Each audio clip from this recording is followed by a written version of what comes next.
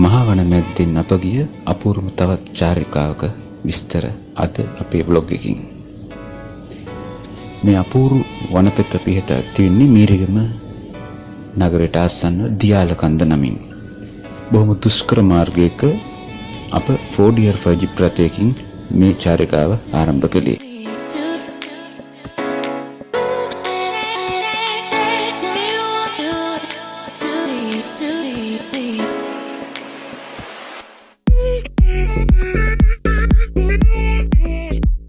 ඉතාමත් කෙටි වෙලාවකින් හොඳ අත්දැකීමක් ලබන්න පුළුවන් ගමනක්. මේ වගේ කිලෝමීටර් 3ක් විතර කිව්වනේ. 3ක් විතර තව ඕන අපිට ගමන වැඩි කර ගන්න පුළුවන්. අපි උඩරිම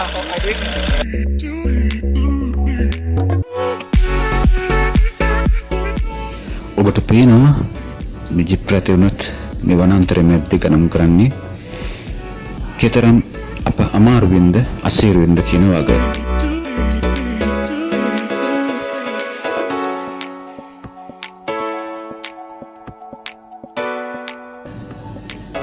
ගස් කොළන් හැරිලා ගිය ගල් ගොඩලි ඒ වගේම මාර්ග බාධක ගස් කඩා වැටිලා මේ සියල්ල මැද්දින් 4D ජිප් රථය අපි ධාවනය කරන දියාලකන්ද හරහා.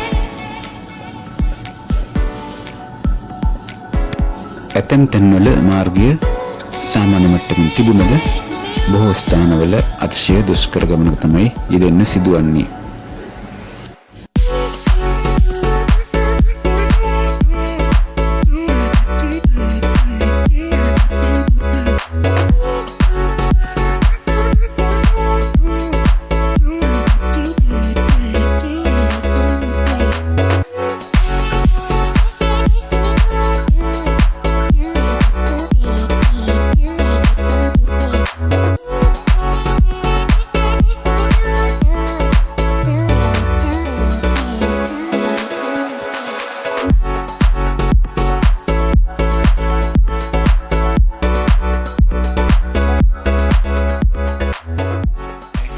Diyalakanda මේ පැත්ත කොටකන්ද මේ කොටකන්ද ත්‍රිවිධ වශයෙන් තමයි අපි ඉන්නේ. මේ අතුරු භාග තියෙන ට්‍රැක්ටර් වගේ ගිය මම කියන්නේ කැලේ තුනීකරණ කියලා කරනවනේ රජයෙන්ම ඒ කාලෙට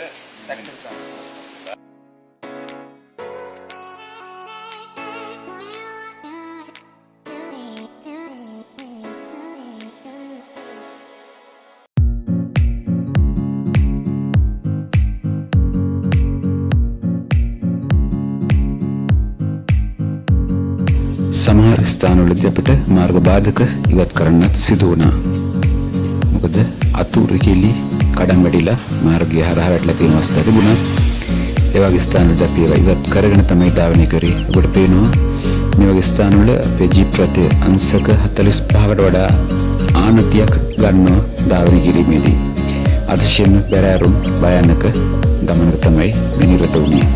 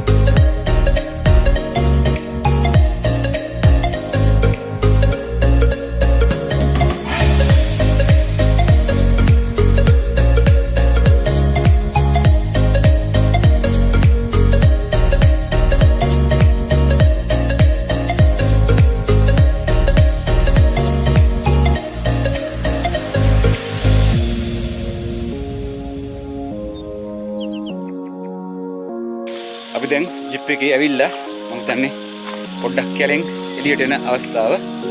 ඔයගොල්ලෝ දැක්කා එන්න දෙන පාරේ තියෙන අසිරු තත්ත්වය කොහොමද කියලා. බලමු දැන් ගම්මානෙට ඇතුල් වෙනවා මහා කැලේ පහු කරලා.